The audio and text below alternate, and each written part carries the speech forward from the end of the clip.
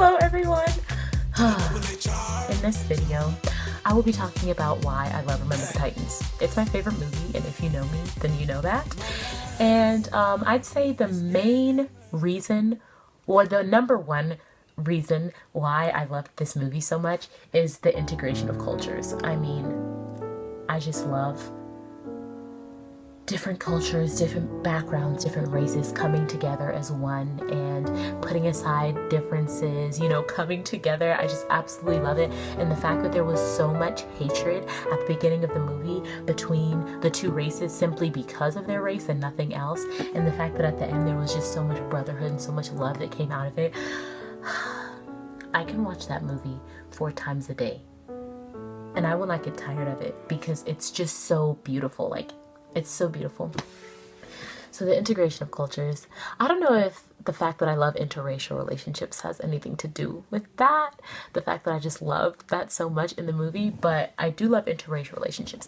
But aside from relationships, you know, like intimate relationships, I just love seeing friends of different races, like just in the dining halls, like when I see a table full of blacks, whites, Hispanics, Asians, I just love it. Like, it's just so beautiful to me. And I'm like, wow, you guys are really doing it right. Like, they just see that there's more to a person than the color of their skin, than where they came from, and that we're all pretty similar, and we can learn from each other. And so just that aspect of the movie I absolutely love. That may or may not have been an obvious one, because like that's basically the main point of the movie, but I just love that.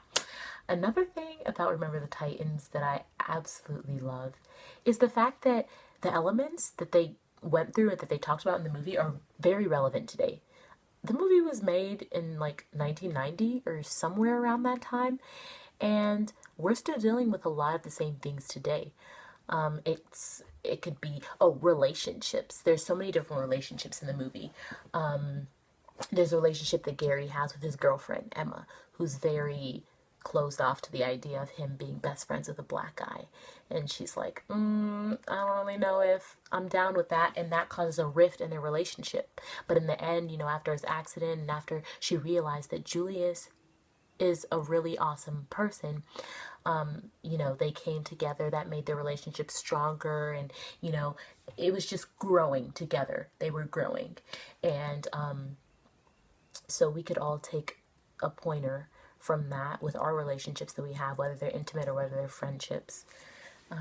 Another relationship was the relationship between Gary and his mother. And his mother also didn't understand what was going on, didn't appreciate him missing church to go hang out with these people. Why was this his best friend? Why was he changing him and things like that? But he also warmed his mom up to the idea, and she ended up loving Julius like her own son. You know, we could just learn from that, because we often judge people by their outside appearance, by who they hang around with, and they're like, that's a little weird. But no, if we get to know a person, if we just step out of our comfort zone and, you know, try to see the similarities instead of the obvious differences between each other, then we would just have so many more friends, because I feel like a lot of us are more similar than we realize if we only step out of that judgmental zone and get to know a person for who they are.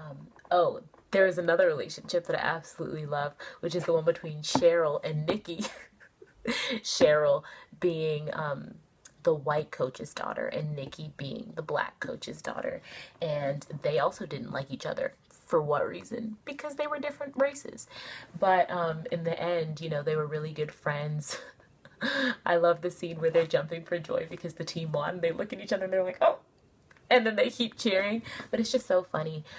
Even kids learn from their parents, and so obviously they didn't come out of the womb hating the next race, but because of how their lives had gone, because of who they were surrounded with, because of the ideas of their parents and the people who were around them, they developed these same ideas. So I say that to say that I think that we need to be careful in letting others influence us, and just seeing for ourselves how we feel about a certain person or a certain group of people before we judge them, before we decide that we don't like them. So parental influences are very important, peer influences are important, so we just need to be careful how we're influencing others and how we're being influenced by others. So yeah, I mean, the movie just has so many just important and relevant elements to my life today and the lives of my friends and family members. So every time I watch the movie, I can learn a lesson from it, or I can be reminded of a lesson that I've already learned, you know? So it's just it's educational, it's entertaining, it can make me cry, it can make me laugh. It is a lovely, lovely movie. And I'd say probably the main and the last reason why I love Remember the Titans is just the underlying value of love.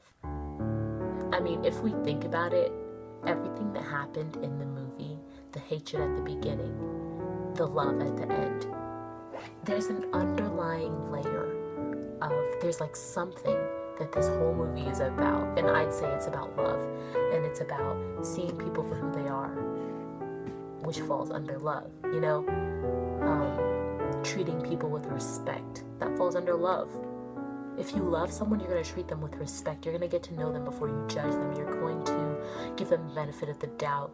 You're going to try to do anything you can for them because you love them so much, because they've had such a wonderful impact on your life. And I feel like throughout the whole movie, we just saw love being displayed. And which I guess could introduce you to this new channel that I'm starting. It's called Loving for Life. I have a blog, lovingforlife.wordpress.com. And it's basically just about my journey through life and how I'm finding love in everything. I'm finding love in everything.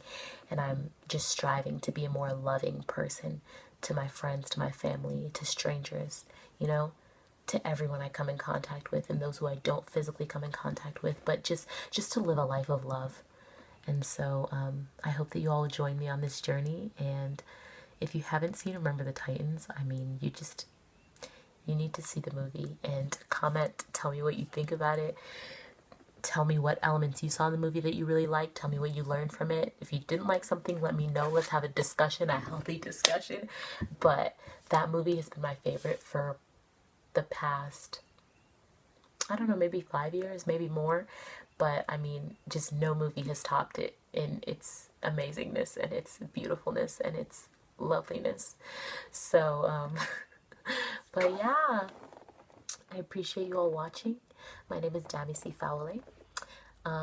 People call me Damisi. Some people call me Damisi. Some people call me Damisi. I mean, that's my name, Damisi Fowley. And I hope you enjoyed the video. It's my first. I've wanted to do something like this for a really long time, but for whatever reason, I've been putting it off. But I was like, no, I'm gonna do it because I just want to. I just want to. I mean, I have a passion. I have passions, many passions. My main passion is love, genuine love, love that changes the world. And so I just want to share it with whoever would be willing to listen. And I'm eager to develop this relationship with you guys. And I just love you. I don't know you, but I love you. And I just want us to go through this journey together. So, bye everyone.